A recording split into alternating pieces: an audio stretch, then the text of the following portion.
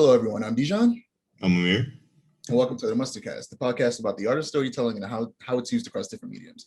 Make sure that you like, comment, and subscribe if you want to see our channel grow, and then click the notification bell so that you're notified when we post. As usual, we'll start with what media we're consuming. Amir, go ahead. What media am I consuming? You might have to start with that because I didn't even think about that question until right this second. All right. So I'm gonna have to think about that. You can start this one. So off top, Loki. Oh yeah. Yeah, we're what, 2 episodes in? Yep. They said that they're going to start posting the Marvel shows on Wednesdays instead of Fridays. And the only reason they did it this time is because the Bad Batch was on Fridays. But now, because they see that people like that time slot, they said they're going to start doing it for the rest of the Marvel shows as well. So they probably, whatever other shows they have on there will probably be on Fridays instead. Loki's been good so far. I enjoyed the first 2 episodes. I wasn't excited for the show, but I was always going to watch it. But it's been pretty good so far. It's been a slow build, but not a like an excruciatingly slow build. Things are getting interesting. I'm sure you've heard the rumors about certain things that are going on. We're not going to get into spoilers, but we could talk about that maybe afterwards. But we'll have a spoiler talk about Loki in a couple episodes, most likely. So I've been watching these. I'll talk about them a lot. Some reaction YouTubers called Blind Wave on YouTube. I've been watching them react to Titans and Doom Patrol. I watched them react to it before, around the same time I started watching those shows. I started watching them react to it again, and both of those. Well, actually, I was about to say both of them are good. Doom Patrol is great. Doom Patrol to this day I think is my favorite, like live action, definitely live action DC show, but it's my favorite live action comic book show in general. Even more than Daredevil? Yes, even more than Daredevil. That's nuts. That's actually crazy. I don't think so. That show is really good. It's very weird yet serious at the same time. It's so good. Titans, on the other hand, we've talked about it before. It had tons of potential, but it kind of didn't live up to it. The funniest thing to me is that they released the season 3 teaser trailer and they said the hit show returns, and everybody in the comments was like, "Hit show?" question mark. Exactly. I was like, hit show. Yeah. Hit where? I don't remember this being a hit show anywhere. So yeah. But to talk a little bit more about Titans, though, I did want to talk a little bit about it. So I don't know if we talked about it on the podcast before, actually. We might have mentioned it, but never had a deep discussion about it. But the first season of Titans, I thought it was okay. It was a good starting point. It wasn't necessarily, I didn't think it was bad, but it was weird. And it was weird for several reasons that continue to persist into the second season. The first one I can think of is everything they did with Starfire. Because I don't know if they ever really explained why she was after Raven. And I get it was because of Trigun, but why did they explain why she knew who Trigun was and why she was afraid of Trigun and why she decided that she should go to Earth and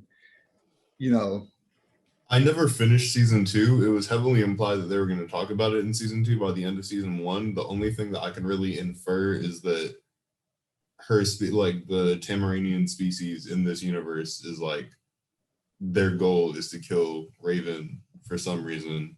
I don't know why. It's like some kind of like folklore thing or whatever.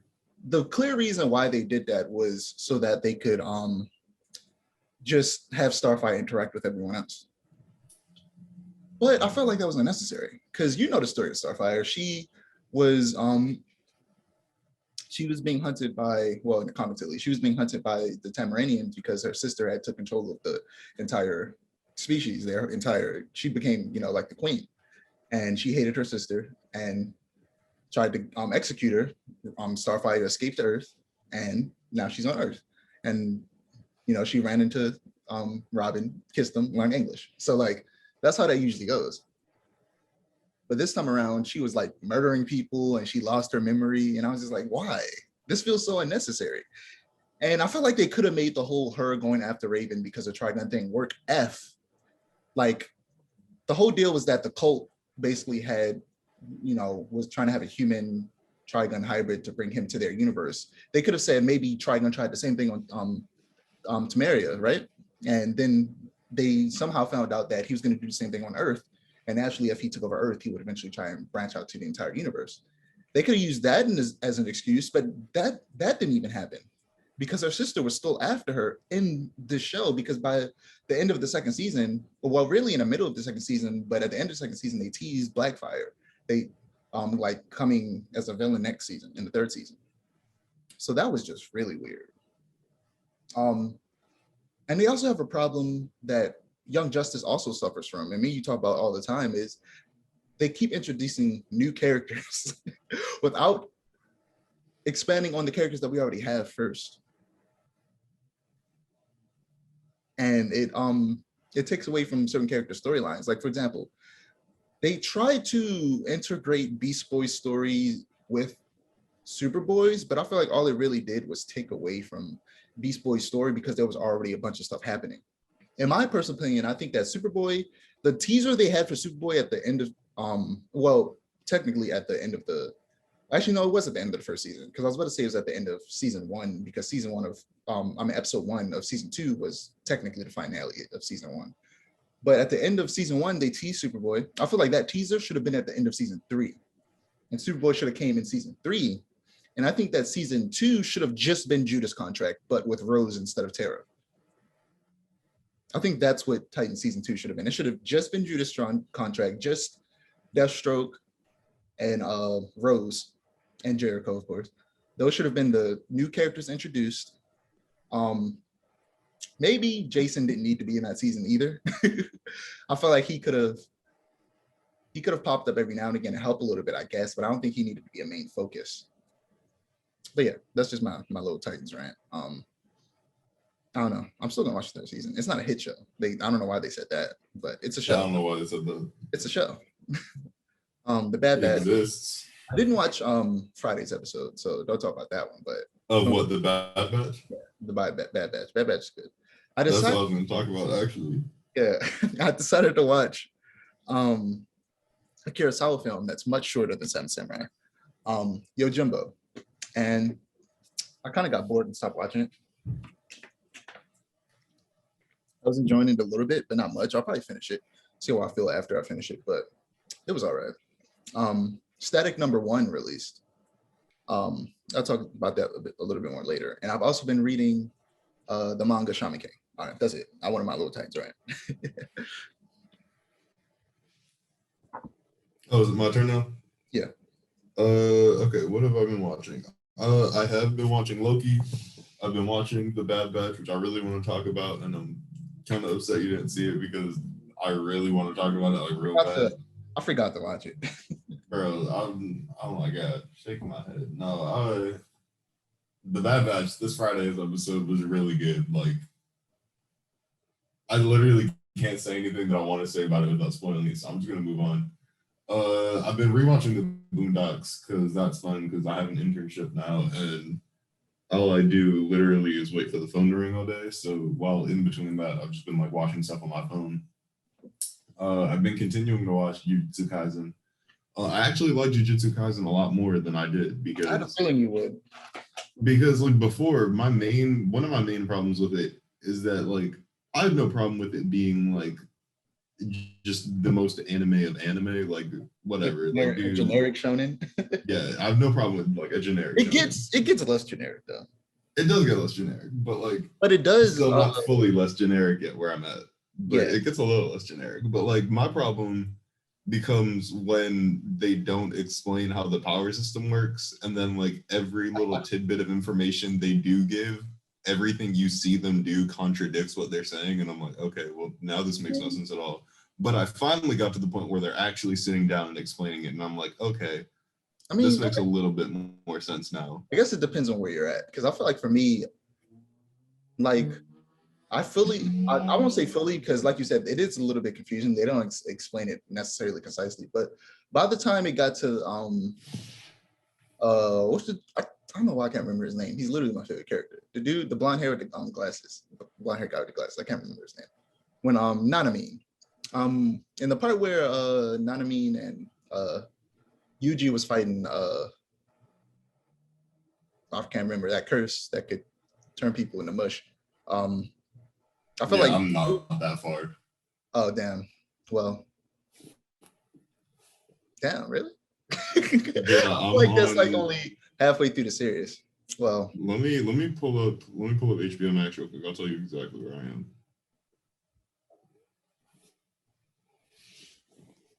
well, I'm glad I didn't say any major spoilers. Yeah, thank you. I'm glad I didn't jump to like. I'm glad I only named a character, and then I didn't even name one of the characters because I can't remember. I remember it now, but I'm not gonna say it because I don't think you know his name. I don't know his name. And he doesn't even turn people into mush, so that wasn't even an accurate description of his powers. So I'm on episode 8. That's what it is. Episode 8. Okay, so either way, I didn't spoil anything. Yeah. All you know is that Yuji fights with someone, which I'm pretty sure he fights with that dude multiple times throughout the series. So I'm glad I didn't say any major spoilers. Yeah, I appreciate that. Yeah. I honestly don't. Like, that's why I feel like you don't understand. You're still pretty early on. Once you get there, I feel like it'll be easier to understand. You said you're already starting to understand it more. But they do. Yeah, I am, because Gojo sat down and started, like, when he started training Yuji one-on-one, I was like, okay. Yeah. And he started, like, explaining everything. I'm like, now I understand it more. But, like, beforehand, like, every, like, tidbit or statement they would make about it, and then they would just do something entirely different. And I was like, what is this? This doesn't make sense to me. Like what? I don't remember off the top of my head, because how long has it been since I told you I first started watching Jujutsu Kaisen? But it was like they would say stuff like they would talk about like manipulating curses and stuff like that. But then like the girl with the nails and the hammer and like I forget what her name is, and then the Sasuke like dude would use it way differently than like everyone else's. And I'm like, okay, so is there like a specific like what's the like Keki Genkai type of like it's specific to each user, but then I don't think it doesn't look specific to each user. So I don't think the nails are specific to the girl. I can't remember her name either. But Fushiguro actually yeah, Sasuke dude. He his is like a Kekai Genkai. It's like a familial trait. Okay, yeah, he was talking about he was like making familiars out of curse energy. Yeah. His is like a Kekai Genkai that like only him and some people can do or something like that. And I'm starting to understand it now, but like before it was just not, that just wasn't working. But I'm glad I'm starting to understand it now because I'm actually starting to enjoy it. I also rewatched the entire Harry Potter series. Don't ask me why. Little brother started watching it a couple of days ago, coincidentally. I mean, there's some good movies. There are some good movies. There's 8 of them. There's a lot of those movies, but there are 8 of the movies, but I still came out of them wanting more Harry Potter. Not even more of the world, like specifically more of Harry, Ron, and Hermione, and like I don't necessarily need more of those characters specifically, but I do want more within the world. I'm tired of Hogwarts and any of those European schools. Show me some Japan stuff, show me some African stuff, show me in the next Fantastic Beasts, they're supposed to be going to Castlevania in Brazil, the Brazilians. I still want more of all of it. I do like the world, and I want more of the world, but I also want more of Harry. I haven't seen the second Fantastic Beasts movie, but I don't think they ever actually go to the American Wizarding School either. So I would just like to see the other schools outside of Europe. I didn't watch the second Fantastic Beasts movie either. Fantastic Beasts, the second one at least, I've heard is very bad. So I've heard the same. Yeah. But because of that, I started doing a lot of deep diving, digging for Hogwarts Legacy stuff because I'm very excited about that. And I downloaded a game on the App Store from the same developer of Hogwarts Legacy. It's called Hogwarts Mystery by Portkey Games. And I'm not going to lie, it is a mobile game, so it is very pay to play in a lot of ways. I have not paid physical money yet, but I'm almost completely through my first year at Hogwarts, so we'll see what happens. We'll see if they continue to let me not pay for stuff. But I'm quite enjoying Hogwarts Mystery, and I really hope that Hogwarts Mystery is a sign of what Hogwarts Legacy is going to be as far as like gameplay and immersion go. because it is very immersive, and they really make you like a Hogwarts student. You have to like maintain friendships and pass classes, and you have like rivalries. Like it's pretty in depth, and I really enjoy that. So hopefully Hogwarts Legacy, which is promising to be more than that, is going to be good. Yeah. So I'm really hoping for that. Yeah. Is that all you got? No, there was more. Hold on, give me a sec. I promise you I have more. This is random and completely not related to any of the content that we typically talk about, but I watched the Ted Bundy movie last night. That is on Netflix. I don't know if you watched it.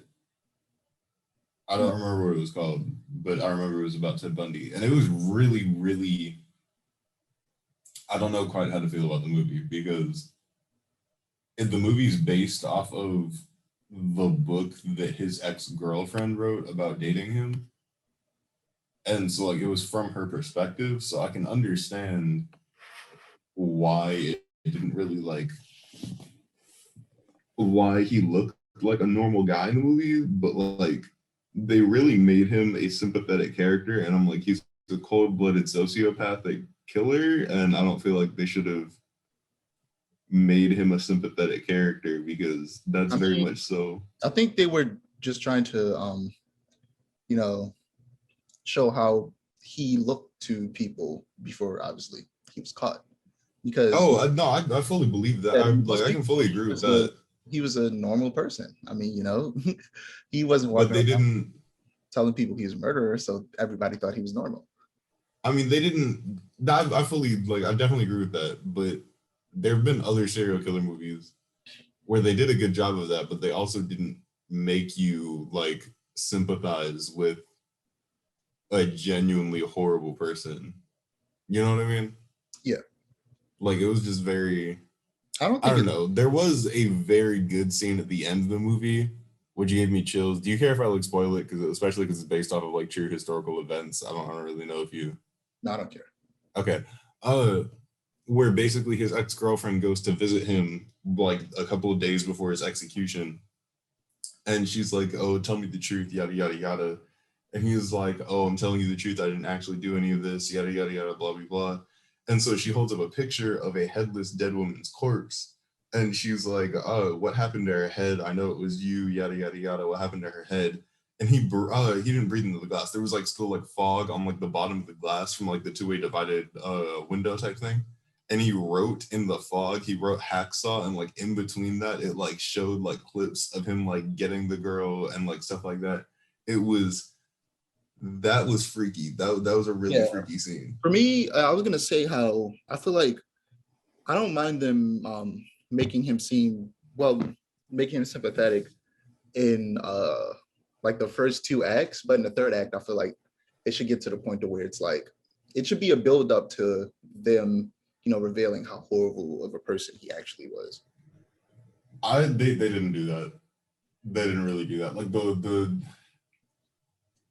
I guess what they were trying to do was like save it for that last scene, because that last scene was really powerful because of the fact that it was like they hadn't shown anything like that until that moment. But they could do like Hannibal and like subtly hint at all of the horrible things he was doing throughout, the movie, and then, show it, show it subtly that way. When they show it in like graphic detail, it still hits, but you knew it was coming, and throughout the entire thing, you knew he wasn't a good person. Yeah, they didn't really do that. Have you watched Hannibal?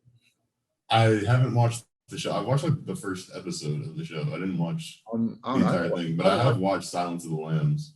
Yeah, I haven't watched it in a minute. I probably should pick it back up. I'm in the middle of the first season. It's good. It's good. It's a good show.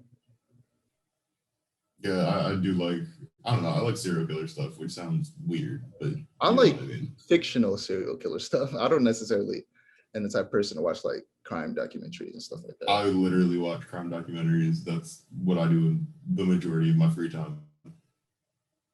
I'm very into crime documentaries. It's just interesting. All right, anyway, I think that's everything. Yeah, quickly before we move on, I wanted to something else I started watching last night was Dave on Hulu. It's also it airs on FX and Hulu, on FX, and then like the next day it's on Hulu. It's about the rapper Lil Dicky. This is white Jewish guy who I think I talked about it before, but it's a show is like it's very similar to Atlanta, which is also on FX and Hulu. And I love it because of that, where it could be really serious about like because it's like a biopic, but some things are played up for the sake of comedy or drama, obviously.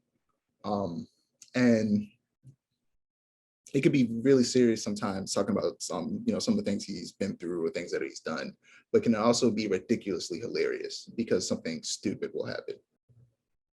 It's a good show. I've only seen the first episode of season 2 so far. There's 2 out at the moment. Yeah.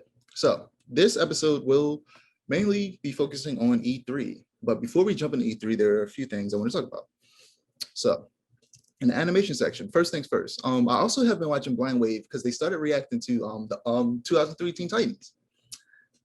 And as I'm watching them react to it, I still agree that because it's dated, it still just isn't as good to me as I thought it was. Well, as good to me as it was when I was a kid. You know, if I was like my youngest brother's age, I would probably still love it even today. But you know, I've grown. But it's a little bit better than I remember it, because I remember that it might have been the episodes I went back to watch specifically weren't the best. But if you watch it from the beginning, they tried to do this kind of chronological order thing, because some of like later in like season 5 they do like a flashback episode or something like that, and then the earlier episodes are kind of out of order, so they watched it in that order. And yeah, the show, I never thought the show was bad. You think it's straight up bad. I never thought it was bad. I just don't think it's because I think so critically of most things now as an adult. Looking back on older things, I could see the age in Teen Titans more than I can see the age in Batman the Animated Series, or I can see the age in Avatar: The Last Airbender, which was out around the same time, or I can see the age in things like there was another show I was going to say that I can't remember, but I don't really see the age in I really see the age in this show in comparison to other shows, especially since it was trying so hard to be like an anime, and I felt like because of that, there's this certain cheesiness to it that kind of doesn't completely turn me off, because like I said, I can still enjoy the show. But because of that, it's not as good as I remember it being. But yeah, that's what I have to say about that. Castlevania, they announced that there will be a sequel, which everybody assumed there will be, but they're skipping Christopher Belmont and Simon Belmont and going straight to Richter, who first appeared in Rondo of the Blood, and he was in Symphony of the Night, which was the first, which was essentially the reason the term Metroidvania became a thing, because before Symphony of the Night, Castlevania games were pretty straightforward. You literally just go on a straight path and murder demons and vampires and such. But it was with Symphony of the Night when they finally introduced that Metroid style map where it doubles back on itself and stuff like that. It's supposed to take place in 1792 during the French Revolution. So yeah, that's interesting. I'm excited for there to be another, for there to be a continuation of it, because I enjoyed the first series. This one you'll probably have a lot more to say about, the Netflix animated Ubisoft series that they're making. They're making a Splinter Cell series from which they showed. Yeah, I just want to cut in here. They had the Ubisoft Forward event and didn't even mention not a single one of these shows. nope. And I was kind of peeved about that. The whole Ubisoft Forward event, I think I have a very long chain of text messages to you about how irritated I was about the Ubisoft Forward event. And I was on the phone with my friend Tyler at the entire Ubisoft Forward event, and we were literally just sitting there complaining about it. But we'll probably get into that more later. So yeah, definitely. But yeah, Splinter Cell from the John Wick creator Derek Kolstad. That's exciting. Because of that, I feel like he would definitely make a good live action Splinter Cell as well. There are going to be 2 Far Cry animated series. There's going to be one that's like a main series, animated series, and there's going to be another one based off Blood Dragon. It's going to be produced by Andy Shankar, who also produces Castlevania. So it's called Captain Laserhawk, a Blood Dragon remix, the show. So yeah, that should be interesting. I hope they make a Blood Dragon 2 or something like that. I want them so badly to make a Blood Dragon 2. Like, it's not even funny how badly I want them to make a Blood Dragon 2. I prefer if they took Blood Dragon and made it its own series, if I'm being honest. That'd be awesome. That'd be clean. And I'm already thinking about how, because that's actually how Assassin's Creed started, but like Assassin's Creed didn't fall under the Prince of Persia umbrella. It actually like got fully developed before it ever got released. But funny. Assassin's Creed was supposed to be a Prince of Persia spinoff. Yeah. And I would totally love for Blood Dragon to be its own thing, because that is just, it's too good. Yeah, it could branch off, and even if it's not Blood Dragon, something similar to Blood Dragon would be cool. It's funny how games do that and will branch out, like try to make a sequel to something and end up just making it a completely different game, because Devil May Cry was supposed to be a sequel to Resident Evil. And then it became... I had no idea. Devil May Cry originally was meant to be a sequel to like one of the Resident Evils, probably at that point. I think this was like early 2000s, because it came out, I think, on PS2. So around like Resident Evil 3 or 4. And yeah, the first Devil May Cry game was meant to be a sequel to Resident Evil, but it ended up becoming its own thing because it was so different.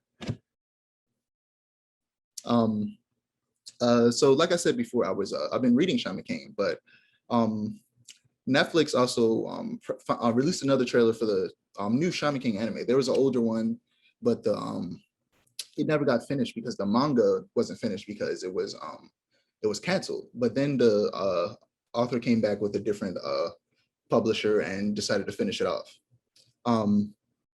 It releases August 9th on Netflix, and I'm really excited for it because the Shaman King is one of the first manga I ever read, and I've been rereading it recently, and it is still really, really good. As I'm reading it, I'm realizing that it might be, in terms of pure shonen writing, the very best of anything I've ever read or watched. Because you talk about like the tropes with Jujutsu Kaisen.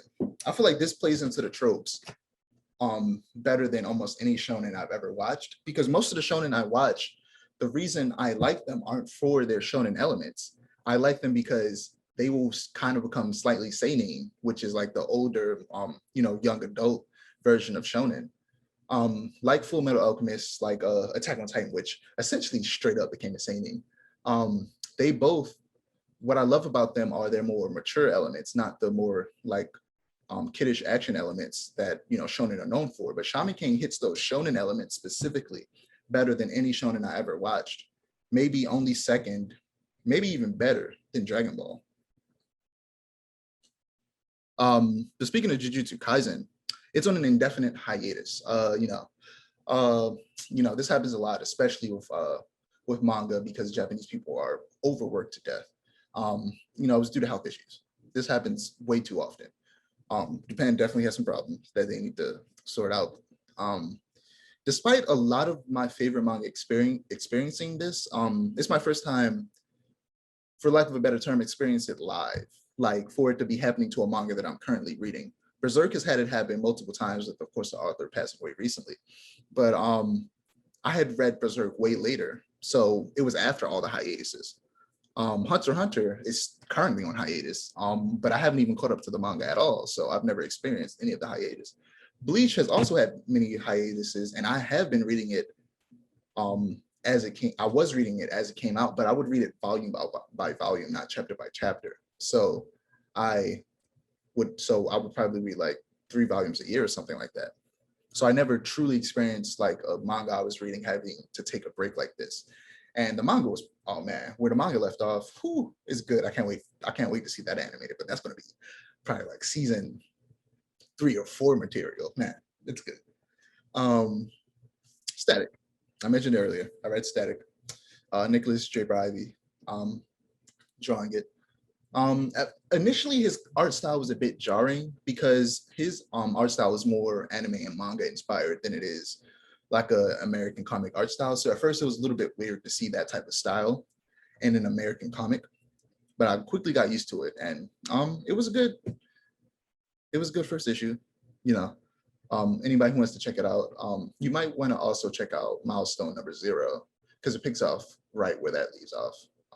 And plus within that comic, you would also find 0 issues for a bunch of other Milestone comics that are coming back. Oh, I almost forgot about this. Last but not least, before we go into video games and E3, live action Cowboy Bebop. It's debuting this fall. And Yoko Kanno, the woman who did the music for the for the original series, is coming back. And that's exciting. That gives me a little bit more faith, hope for the show. I'm a little bit, afraid, but because it's like one of my favorite anime ever, like just behind Bleach at number 2, my hopes are going to be high, and there's no helping that.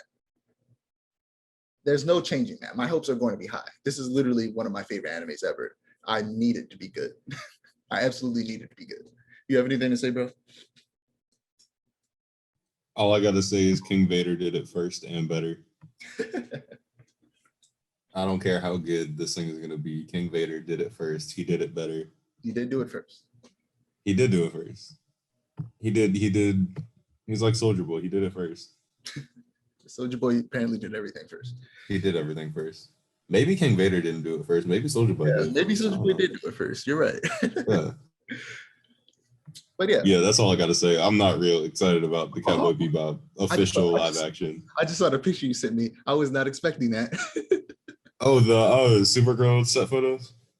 Oh man, I've been waiting for set photos from this forever. Yeah, it looks good. It looks awesome. That ring is huge. The Flash ring, that thing is. That could be a Flash watch at this point. Also, the muscle pads under her suit are weird.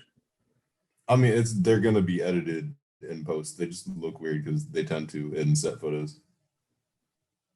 They're definitely gonna be edited though. I don't know, because I mean, I'm sure they'll be edited out, but I've never seen set photos where the muscles look that weird under the suit. I've seen a lot of set photos really look like that. It's really normal. I promise you, it's just normal. It'll be fun. Like I full fit unless they just don't edit it out, which I don't see them not doing.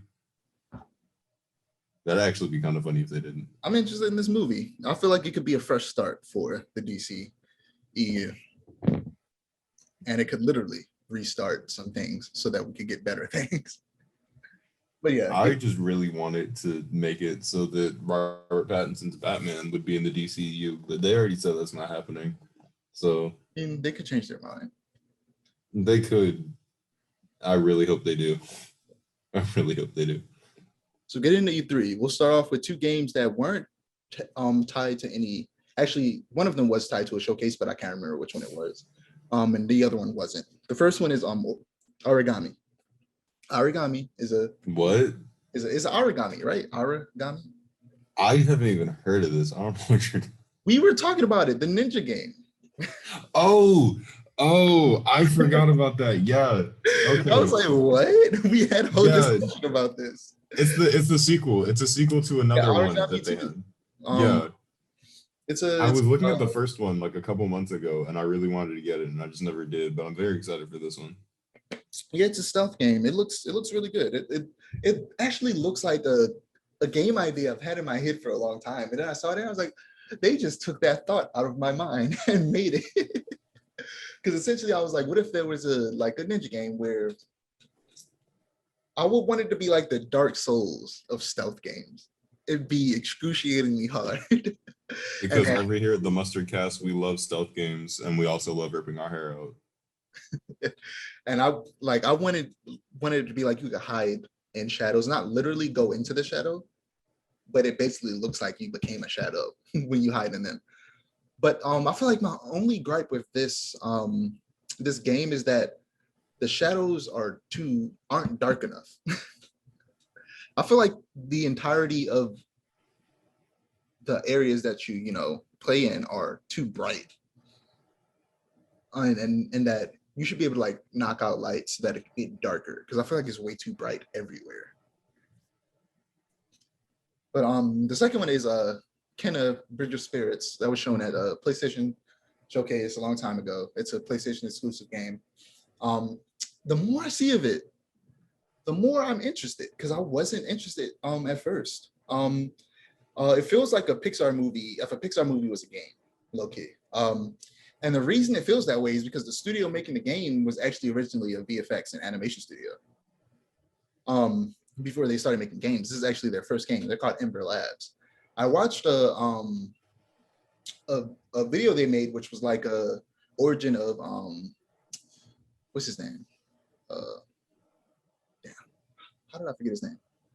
The dude from Majora's Mask that wears Majora's Mask, Legends out of Majora's Mask. I can't remember his name for some reason. You said the dude from Majora's Mask that wears Majora's Mask in Legend of Zelda Majora's Mask. I just want you to know that. You said what game he was in twice, and you said Majora's Mask like 5 times in one sentence. His name is like Skull something or something like that. I don't know why. I can't remember. Skull Kid, that's his name. Okay, there we go. I couldn't remember their names, so I just kept saying Majora's Mask. And this game is obviously inspired by Zelda. It looks really cool. It's like a combination of Zelda and Pikmin with a little bit of hack and slash. So yeah, I'm really interested. I think it comes out this year. Does it? Oh, that's exciting. Yeah, I think it comes out in August, and it will most likely also be on PS4, I'm pretty sure, because it doesn't look like it does anything like Ratchet and Clank does, to where it needs to be on PS5. Otherwise, the PS4 will explode. Imagine playing Ratchet and Clank on PS4. That would be hilarious. I feel like whenever you shift between worlds, it would be like a 2-minute loading screen. I feel like whenever you shift between worlds, you would go deaf because the fan in your PS4 would be working overtime. Yeah. But yeah, I'm going through a couple indie game showcases before we get to the good stuff. Plus, in one of the indie game showcases, they actually showed a bigger game. So in the PC game showcase, 2 games that interested me were, there's this game called They Always Run. You're actually going to see a couple games similar to this that I'm going to talk about. I might throw some images up on screen for each of the games that aren't necessarily popular that you'll know off the top of your head for people watching. They Always Run is like a 2D side-scrolling action platformer game that looks super interesting. And the second one was Hello Neighbor 2. They showed a trailer for it. And yeah, you play Hello Neighbor, don't you? So my mom was knocking on my door. Yeah, I played the first one. I really liked the first one. I actually followed the first game very closely all the way until release for like, when did Hello Neighbor come out? Like 2017? Like I followed it for like 2 years, like very closely. Yeah, when it was first like in like early development, not early development, but like its beta stages where it was like having people play the betas and stuff. It was like really popular. Yeah, I followed that game very heavily, and I'm very excited for the second one. I didn't know that they released a trailer.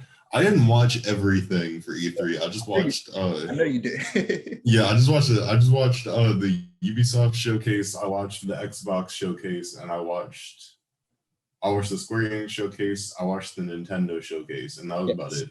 So after I go through summer Game Fest, we could actually go to Ubisoft, because I didn't put Ubisoft on this list because they didn't show anything I cared about. So after go through Summer Games Fest, you could talk about Ubisoft. So first game from Summer's Game Fest is a game called Unbeatable that really interested me. It's a rhythm game. I don't really play rhythm games, but this one is like an anime inspired rhythm game that just looks really interesting. Another one is Death's Door, another type of game you'll see talk about this a couple times. I actually think the next game after this is just like it. It's an isometric fantasy action adventure game where you play as a crow who's a soul reaper.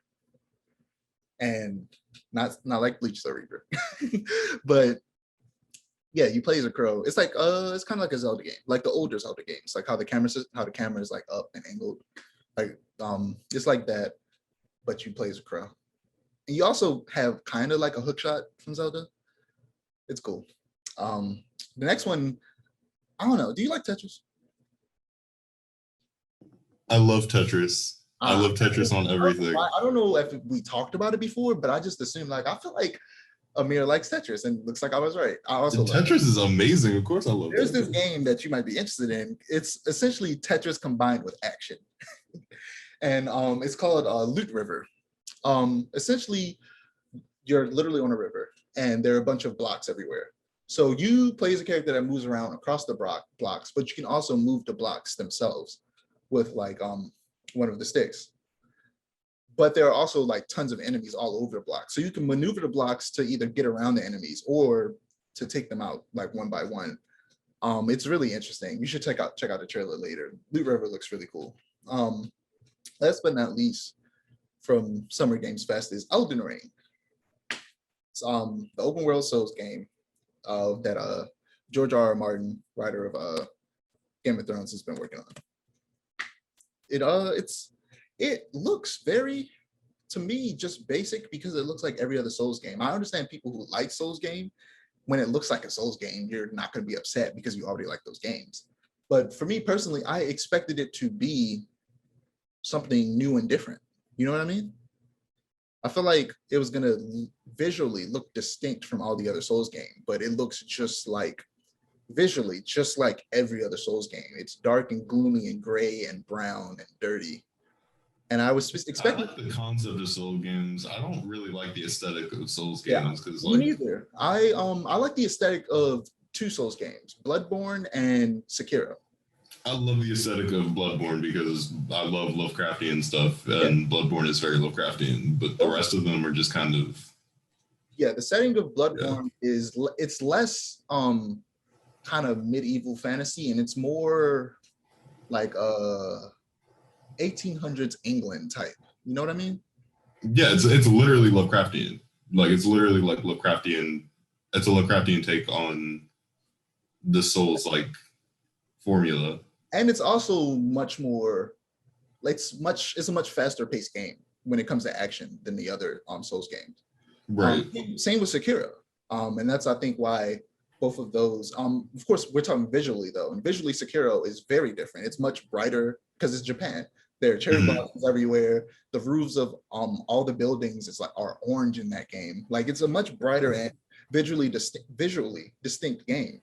And what I was expecting from Elden Ring was for it to be, it's a fantasy. It's a medieval type fantasy. I was expecting it to be like Lord of the Rings combined with like Harry Potter aesthetic. And there was a portion of the trailer that looked very much like Hogwarts.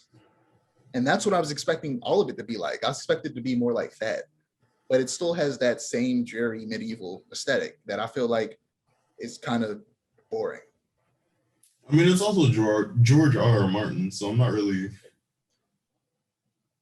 I don't know. I'm not real worried about like bright stuff when it comes to George R.R. Martin. Something someone mentioned on Twitter was that it would be cool to have a Souls-like game based around like African mythology. I feel like there are a lot of mythologies that just get ignored when it comes to media. There are tons of African culture with a bazillion different tribes and philosophies and folklore and things like that can be made into games. And like Western Asian countries have tons of stuff you can make games and TV shows and anime and just animated series in general out of, and I feel like they're always ignored. You know what I mean?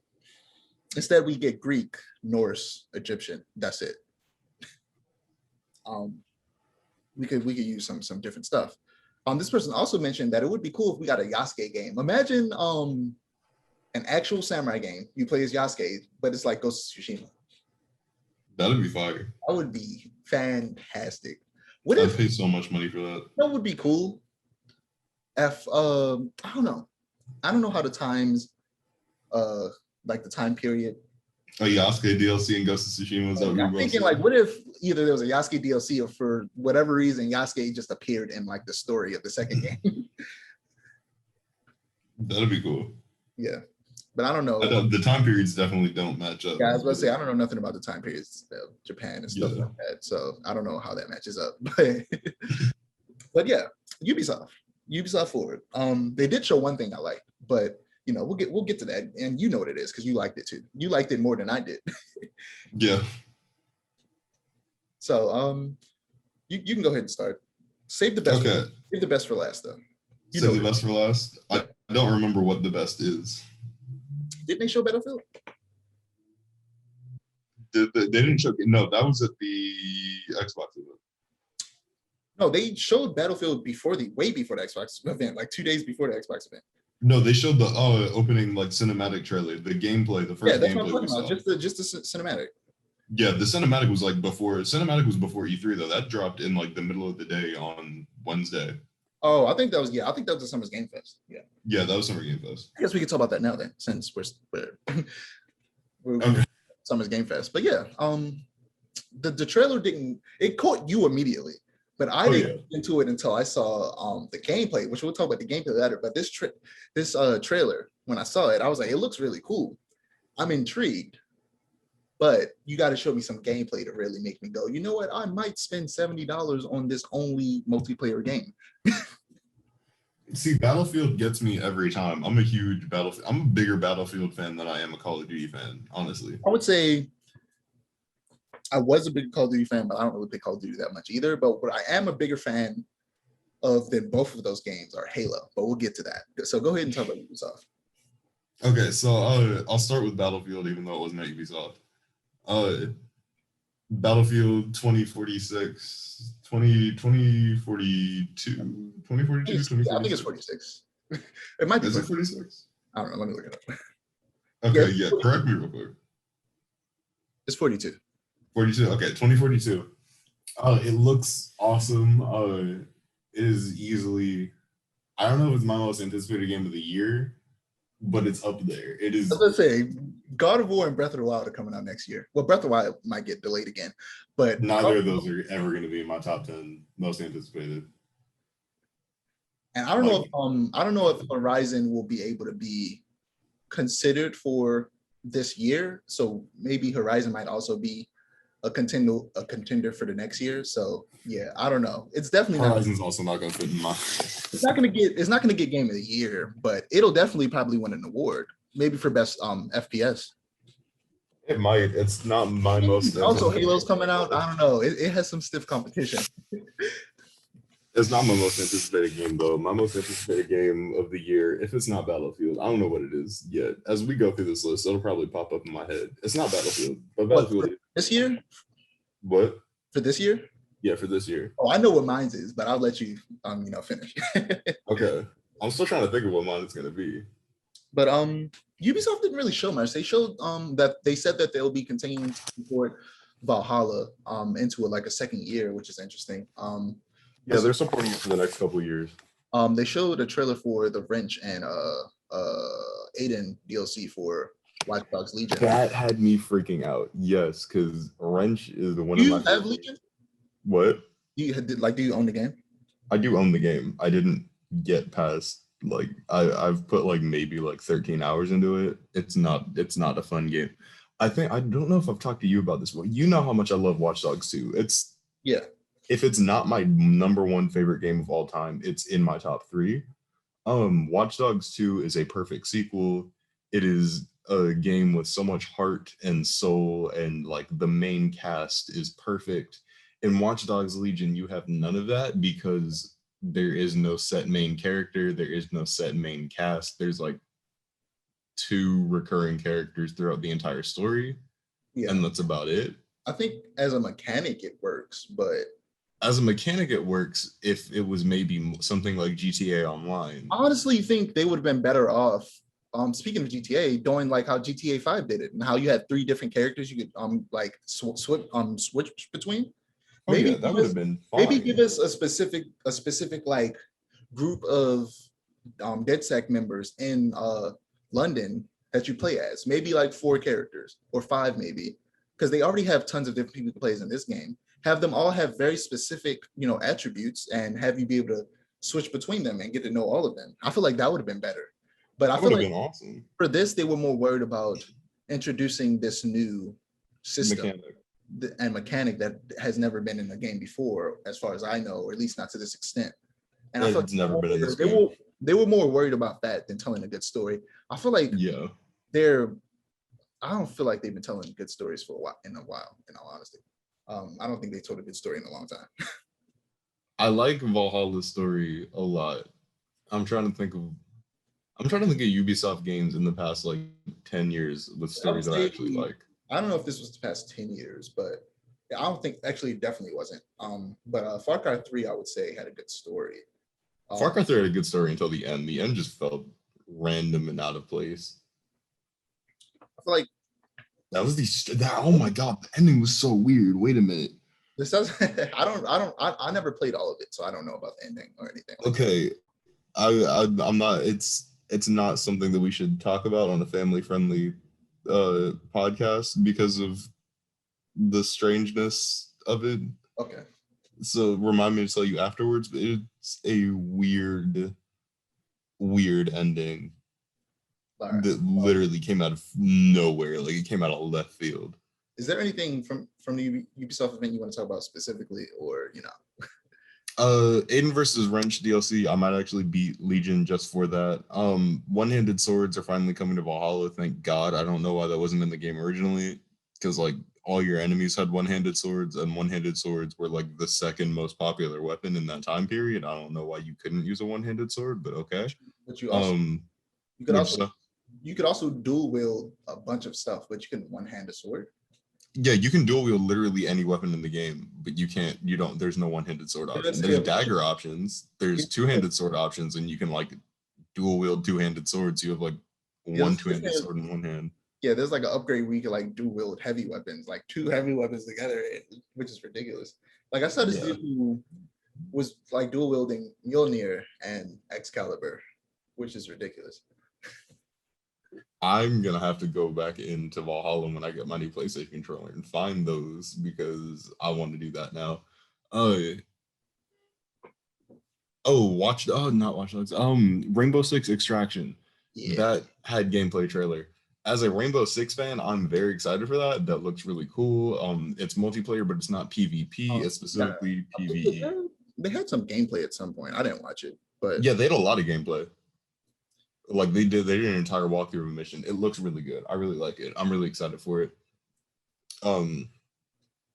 That's what I'm excited for. I've been saying for a long time that what Rainbow Six needs is a PvE style. And I mean, like, I know they have like the little like mini missions, but there's like no story behind that. But like they need like a story focused game because it's a really like Rainbow Six is I'm saying a really interesting world. Like the entire Ubisoft games isn't an interesting world because it's all one universe.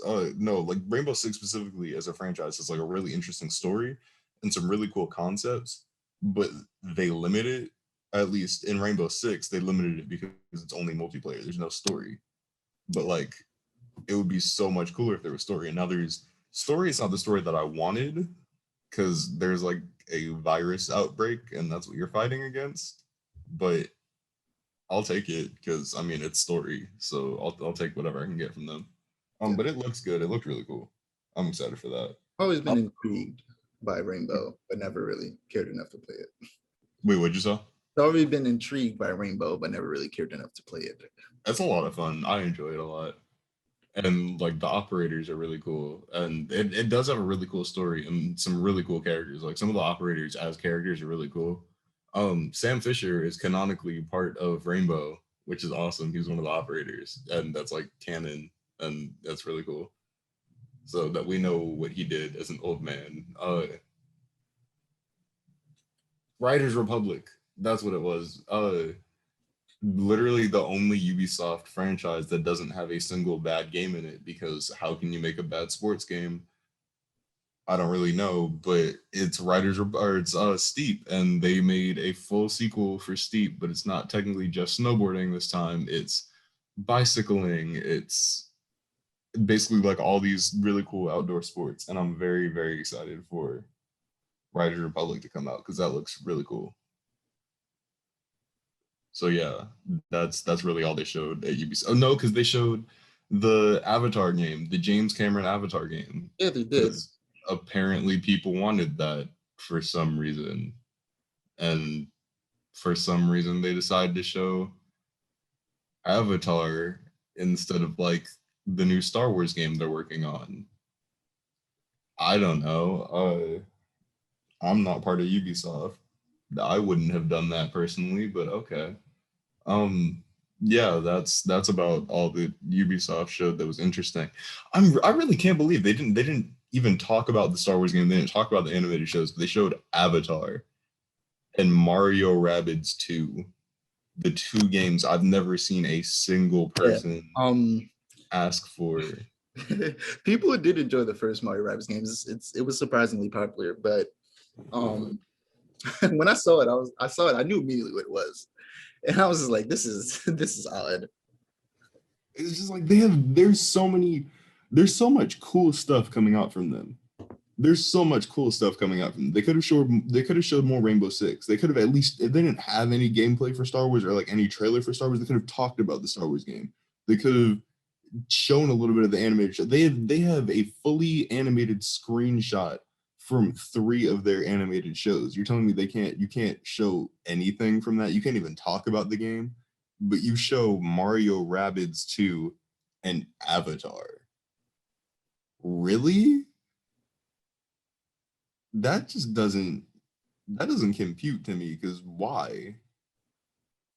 That makes no sense. I don't know. It's weird.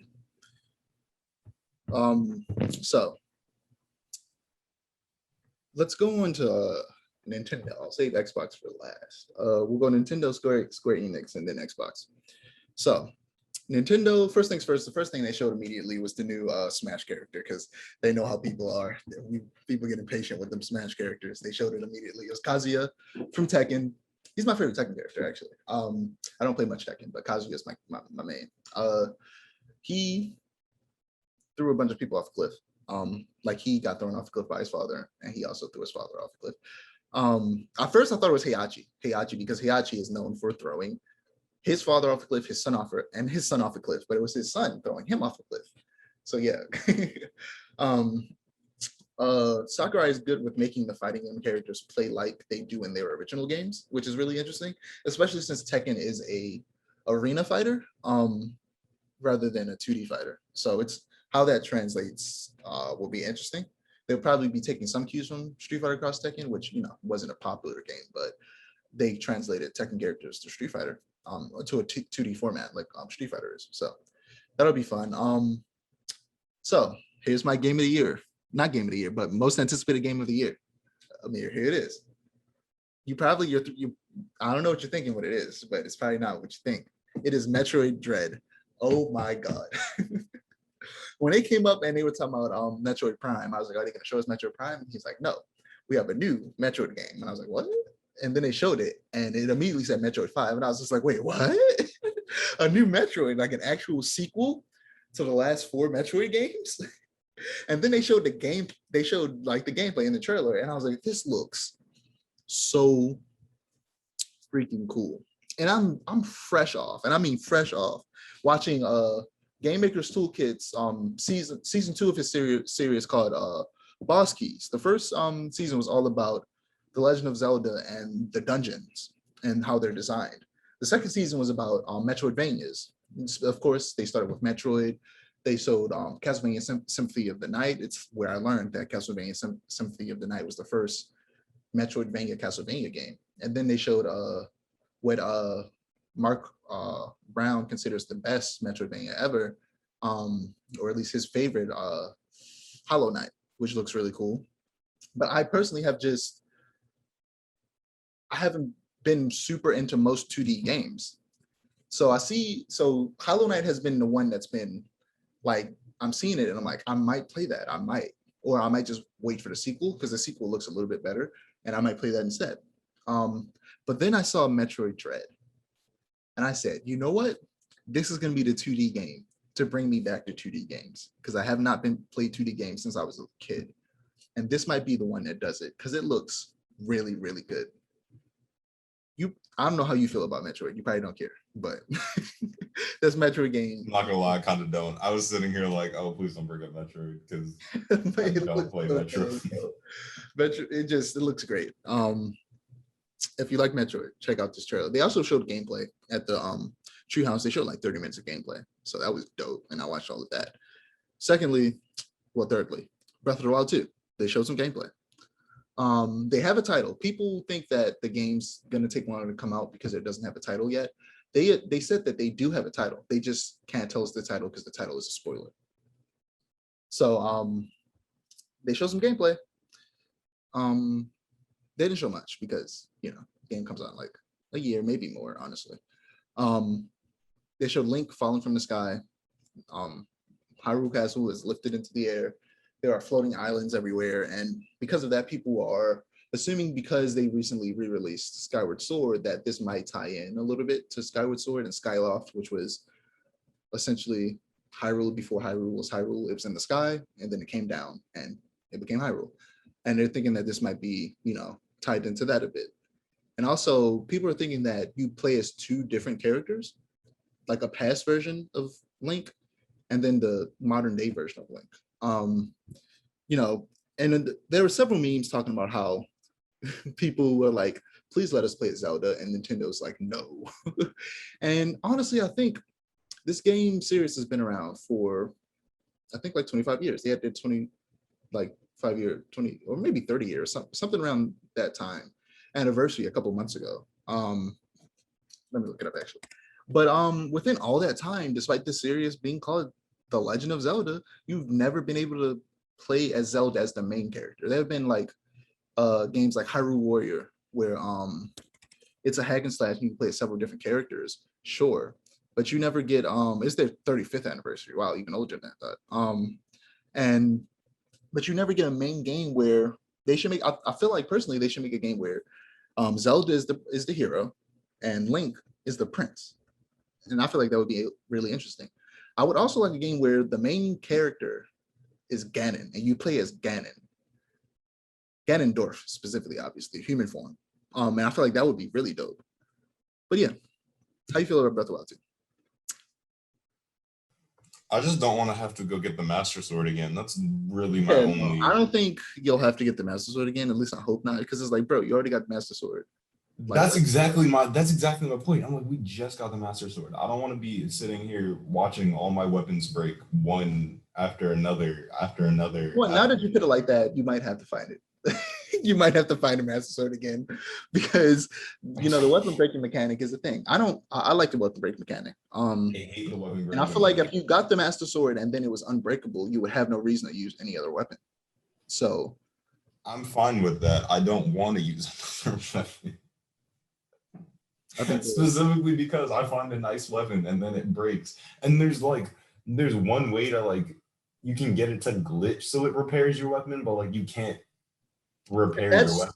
That's the thing that I feel like that's all they need. I'd like the weapon break mechanic. What I think they fail at is that you can't fix weapons. You can't repair your weapons. I think that they need that. I think that's an addition they should definitely add to this game. You should be able to either go somewhere to repair your weapons or be able to repair them yourself with materials that you collect. Like maybe you collect metal, and if you get enough metal, you can repair your weapons. You know what I mean? I would love that. I think that would be great. And also maybe you get materials that allows you to speed up the cooldown on your Master Sword. That would be cool. So yeah, that would actually be really dope. That way, if you have a really nice weapon that you want to keep forever, you can keep it. When I finally do, because I've been wanting to switch to play Breath of the Wild, and I've been hoping for a pro, but we didn't get it announced. So if we at E3, so it's definitely not happening anytime soon. So I'll probably just bite the bullet and just get a Switch. So I can play Metroid and Breath of the Wild. But you can get a house in that game, and you could get weapon racks to put your weapons on. And a person I watched play the game with all the legendary weapons you would get from the four, what were they called, warriors or something like that, I forget. He would put them all on the wall because he didn't want to break them. He didn't want to break Mipha's trident and stuff like that. He didn't want to break any of those weapons, or both his sword and shield. He didn't want to break those weapons, so he would just hang them up in his house. Wait, I'm sorry, you can get weapons from the divine beasts? No. What? No, you don't get weapons from the divine beasts. You get weapons from completing missions. Okay, I'm just not that far yet. Okay. You complete missions to get those weapons. You don't. I'm sitting here like freaking out. Like I missed two Yeah, no, weapons now. if you're gonna get weapons from Divine Beast, it would be like apparent. But I think there are specific quests you have to do to get specific weapons that the other warriors used. Also, you can buy a house in Breath of the Wild. Yeah, I had no what? Yeah, I don't think it's a thing that like it's like it's not like a because really there isn't a set storyline. You just kind of it's very open, and I love that about it. So you just wander around and fight stuff. In the town where that tiny lady that's old but young looking, if you go there, you could buy a house. I'm looking for a tutorial for this because I'm going to do that. You could buy a house. But okay, Square Enix. Before we get to Guardians, Babylon's Fall is a game I was really excited for. It's a platinum game. They make Bayonetta. They made Metal Gear Rising Revengeance. They make some good hack and slashes. And my favorite genre, hack and slash. God of War, DMC, Ninja Gaiden. I love them. This game, the first trailer was beautiful. It was like 2 years ago. They said they're going to show us something last summer. They didn't show us anything. It might have been because of COVID. Actually, it might have been the summer before that. But either way, they didn't show us anything. They finally showed us something. And it looks so bad, bro. Have you ever had a game that you saw the first trailer, it was great, and then they came back and showed even more stuff because they got more done, but it looked worse? Have you ever had that experience? More than likely. I don't remember what it was, but more than likely, that wouldn't surprise me. I was so disappointed. And the reason it looks worse is because it's no longer just like a single player. Well, it was always, I think, going to be kind of a co-op game, but it's no longer just a co-op single player, like not single player, but like story-driven game. It's now like a live service game. And I'm just like, what? Where did that come from? Why? Microtransactions suck. I hate I'm not a fan of live service games. They're fine for people who like playing games online a lot, but I don't. So this took away from a lot of the stuff I was excited about it when it comes to this game. And it also has this thing that a woman named Shelby from a YouTube channel called Girlfriend Reviews calls diarrhea Christmas lights, which essentially is just random, like a bunch of bright lights and sparks all over the screen, distracting from literally everything. And it happens a lot in anime, like action games. And this is kind of anime-ish action game, and it has a lot of that. And it didn't have a lot of that the last time I saw it. So yeah, I kind of don't like this game anymore, and I don't care to buy it anymore. It originally like a mix of Devil May Cry and the Souls games, but now it looks like just a regular anime action game, and that's not what I was looking for. Now we're going to talk about Guardians, where me and you argued, and I realized, like, I kept thinking about, I was like, this dude, like, I said something, and then you just never said anything again. I don't know if you were asleep or you went to go do something, but you just disappeared. I definitely went to go do something, and then got like Talking about in DMs. But I understand where you're coming from, but I disagree. Essentially, me and him was arguing over the fact that this game, you cannot play as the other Guardians. Now, as you can imagine, like I do all the time on Twitter, I had discussions with a lot of people online about it who, like you, were feeling the same way. And I used the same example, and there were tons of people actually using the same example of, it's like having the Fantastic Four and only playing as Mr. Fantastic, because it is, no matter how much you want to make it seem like it's not. It's like making a Fantastic Four game and going, you can only play as Mr. Fantastic. And I'm like, bro, the Human Torch is right there. Let me fly. Please. That's how it feels. Because it's like, the game looks okay. I don't think it looks like exceptional. Honestly, I don't have high hopes for it, and I think it's going to fail. I don't think it's not fail, but I don't think it's going to do great. Fail is a bit of an extreme. I don't think it's going to do great. I think it'll be an okay game. But I get it. The comics tend to focus on Star-Lord. But this isn't a comic. It's a video game. Video games are meant to be fun to play, not just watch and just consume the story. You want the combat to be fun. And it made me think of Final Fantasy VII, where the main character is Cloud, the remake. The main character is Cloud. You play as Cloud. When you're not fighting, you're Cloud. There's some sections of the game where they have you take control of like Aerith or Tifa or Barrett, but those are few and far in between. You play as Cloud.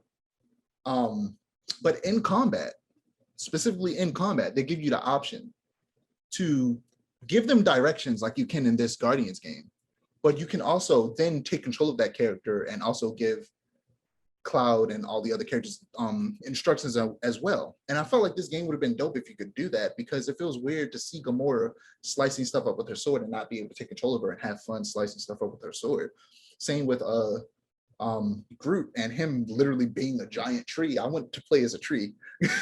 That sounds fun. And same with Rocket and his ridiculous weapons.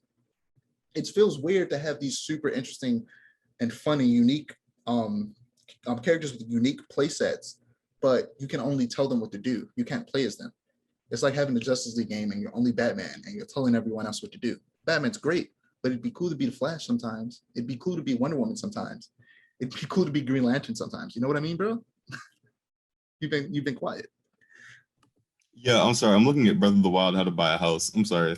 I can don't get me wrong. I understand where you're coming from, and I agree that it would be cool, but I don't think it's necessary. It's not like I do, bro, and I don't think it's necessary. I think most people would agree. Not to say that invalidates your opinion at all, but I think that this is a game, and games are meant to be sold. So, and a lot of people buy them so that it can make its money back. And I feel like most people will, and most people have said like, why can't we play as all of them? And I think the easy answer is you may like the game, but it hasn't been doing the best, and that's the Avengers game. And maybe they saw that the Avengers game wasn't doing the best. And I actually said this. This is one of the things I told you. I was like, it would be too similar to the Avengers game if you could play as all of them. And assumed, well, one, that's ridiculous. Why would you make a game about a team and not be able to play as the team? Anyway, like it doesn't matter if it's similar to an Avengers game. That's like saying if Square Enix, for whatever reason, also made an Avengers game, and because they're too similar to Avengers, you can't play as all of them. Like, I feel like this game could have stuck with it is a single player game. Only one person can play it, but you can still switch between the characters. I feel like the fear is that it would be like the Avengers game, because it's a not necessarily a multiplayer, but multi-character game. But the reason the Avengers game isn't doing the best is because, and I haven't played it, I can only say from what I've heard, people say that the characters feel very, very similar to play because they're all meant to fit in a world where you can literally, it's like a USB-C port. They're all meant to be able to fit into that port. You know what I mean? Like every character is meant to be able to fit into this world, and no matter what character you choose, they will work on this map and be able to fight. And yeah, I don't understand the argument that they all feel the same. And they plan on continuing to add characters, and they'll try to make them as unique as they can, of course, but they still, in some sense, have to play similar because they all have to fit in the same world, and you have to be able to go back and do certain missions with different characters. And because of that, the gameplay isn't as unique as people would like it to be. And also, because it's a multiplayer game, there are certain things they have to do to make it work as a multiplayer game that people don't find that people don't really find fun. And that has to do with the fact that it's multiplayer. They have to keep adding characters. But with Guardians of the Galaxy, it could have been single player. You don't have to add characters. You just have to focus on these. Is it 4 or 5? It's 5, but it really depends on the. I think in the screen, Rocket and Groot are separate. So I think it's technically 5. So in most games with Rocket and Groot, they usually are just one character, with just Rocket on Groot's shoulder. But I feel like if they focus only on these 4 or 5 characters, then it could have been fine as a single player. You switch between these 5 characters, but Star-Lord is the main character, and he's the one making the decisions. I just had the best idea for a video game. I understand why you don't think it's a big deal, but it's a video game about a team, and not being able to play as all of the team members is a little odd. I still don't think it's necessary personally, but yeah, I feel you. Yeah, I had a perfect idea for though that you like just gave me when you were sitting here talking about this. Did you ever play Biomutant? I mean, I talked about it a couple episodes ago about how it looked interesting. No, I haven't played it though. Okay, it's been getting really bad reviews. Yeah, it has Personally, been. I still want to play it because I haven't played it. It looks good. Yeah, but I might just wait for them, to spruce it up a bit. I don't think they're going to. Honestly, I don't think they're going to. It wouldn't surprise me if they did, but I don't think they're going to. From like the way the developers have been talking about it. Yeah, if that's I the think case, it might I'm be probably just never gonna play it. Oh, but a Rocket Raccoon game, but like Biomutant-esque. That would be cool to me. It's just a Rocket Raccoon game. Yeah, that actually sounds really cool. That would actually be cool. Because like you have like the weapon customization and all that stuff, and like, yeah, I would really like that actually. Like just a Rocket Raccoon game. I'd pay a lot of money for that. That'd be cool.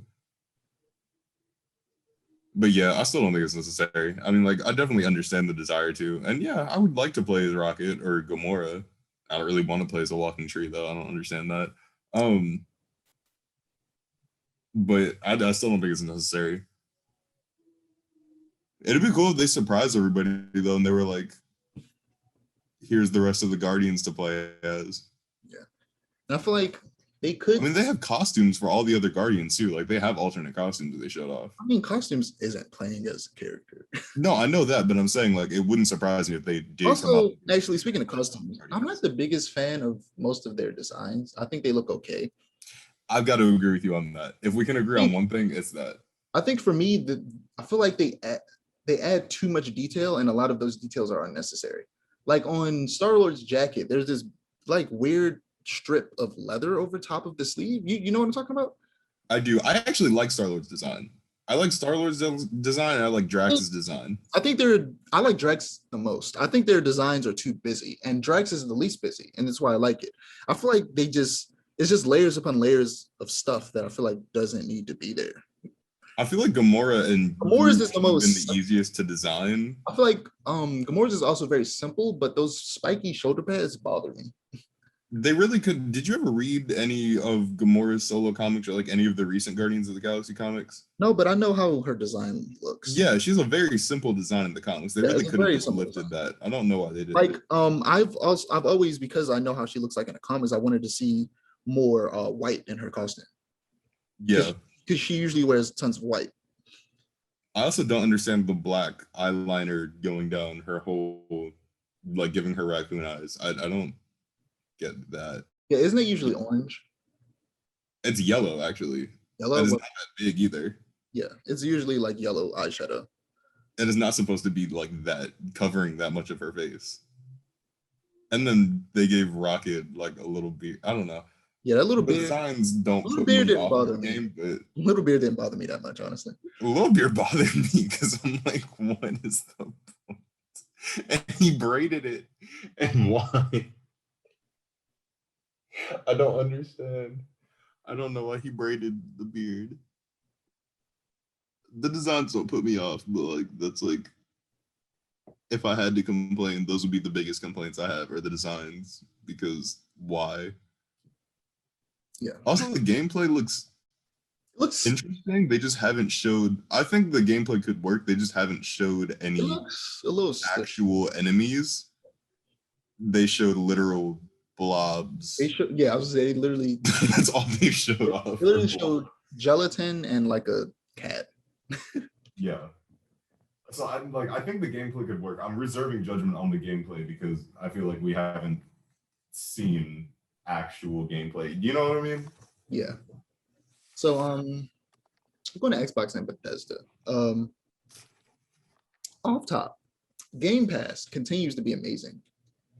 You know, I feel like PlayStation should try to make something like it. They can't necessarily afford to make it exactly like Game Pass, but Game Pass is just such a steal.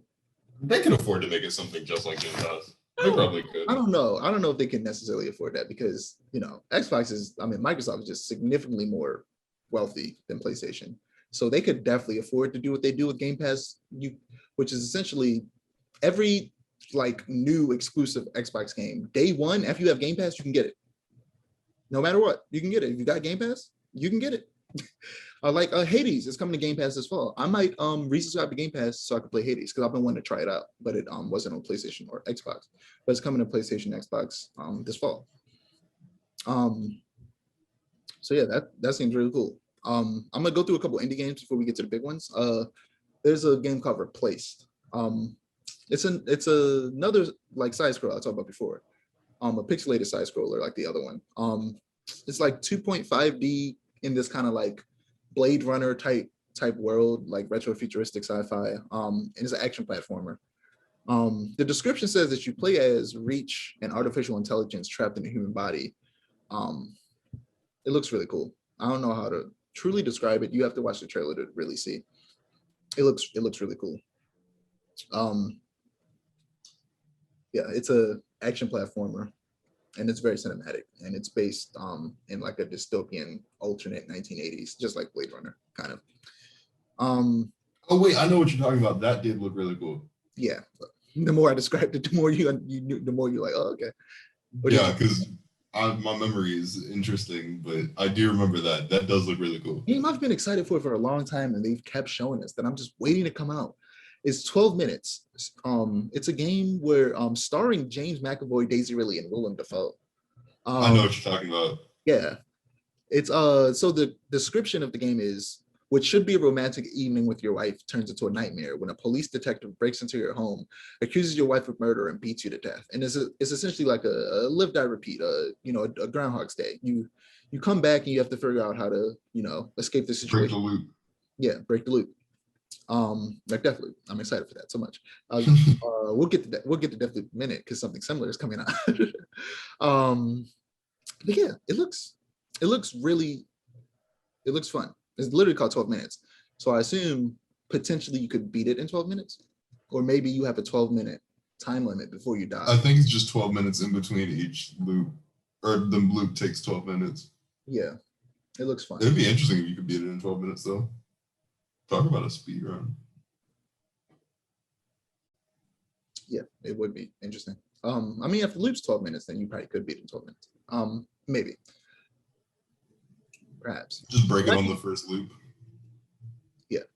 But Redfall, you weren't very impressed because it was just a cinematic trailer, and it looked like a lot of games that are specifically have been announced recently, which are essentially kind of like Left 4 Dead. There were a weird amount of games similar to Left 4 Dead, I feel like, announced during E3, and all of the many, different game showcases that were happening over the weekend. But for me, Redfall, the reason I was so excited about it is because it's being made by Arcane, and Arcane I trust. Whatever they make, I'm excited for it. This is specifically made by Arcane Austin, the studio that made Prey, another immersive sim. And because they primarily make immersive sims, I think that a lot of people are expecting this to be like Left 4 Dead, to be this co-op shooter. But I think it's going to be an immersive sim combined with a co-op shooter, because it is a third-person shooter. But the dude who announced it specifically said, the CEO of Xbox, I don't know why I'm forgetting his name. I usually know it. He's Todd Howard. What'd you say? Todd Howard. Yeah, Todd Howard. He specifically said the words immersive when referring to the game. So I have a feeling it's still going to be an immersive sim. Like Dishonored and like Prey, it's going to be an immersive sim where there are different paths and options for you to, tackle a situation. And that's what I love about immersive sims, is what you love about Dishonored as well.